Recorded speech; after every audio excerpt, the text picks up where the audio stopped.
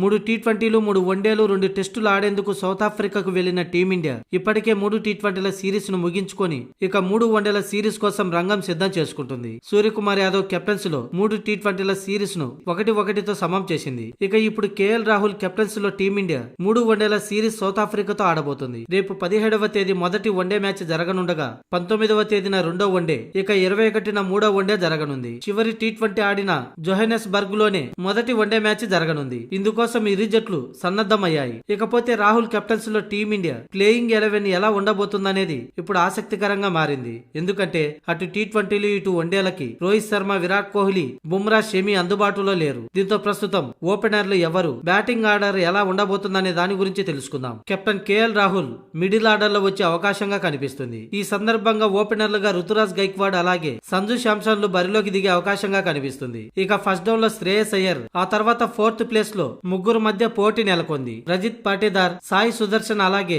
తిలక్ వర్మ మధ్య పోటీ నెలకొంది. ఈ ముగ్గురులో ఒకరికి 4th ప్లేస్ లో ఆడే అవకాశం ఉంది. ఇక 5th ప్లేస్ లో కెప్టెన్ కేఎల్ రాహుల్ బరిలోకి దిగనున్నాడు. ఇక ఫినిషర్ గా 6th ప్లేస్ లో రింకు సింగ్ ఎంట్రీ ఇవ్వనున్నాడు. మొత్తంగా ఈ 6గురు బ్యాటింగ్ ఆర్డర్ లో బరిలోకి దిగనుండగా స్పిన్నర్ గా కుల్దీప్ యాదవ్ కు చోటు దక్కడం ఖాయంగా కనిపిస్తుంది. ఇక స్పిన్ ఆల్రౌండర్లుగా వాషింగ్టన్ సుందర్, అక్షర్ పటేల్ మధ్య పోటీ నెలకొంది. వీరిద్దరిలో అక్షర్ పటేల్ కే తుది జట్టులో అవకాశం వచ్చే ఛాన్స్ ఉంది. ఇక ఫాస్ట్ బౌలర్లుగా అవేస్ ఖాన్, ముఖేష్ కుమార్, హర్షదీప్ సింగ్ లు ప్లేయింగ్ 11 లో చోటు ఖాయంగా కనిపిస్తుంది. మొత్తానికి అంచనా ప్రకారం తుది జట్టు ఇది. రుతురాజ్ గైక్వాడ్, సంజు శాంసన్, శ్రేయస్ అయ్యర్, రజత్ పాటీదార్, కేఎల్ రాహుల్, రింకు సింగ్, అక్షర్ పటేల్, కుల్దీప్ యాదవ్, హర్షదీప్ సింగ్, ముఖేష్ కుమార్ అలాగే అవేష్ ఖాన్ లు.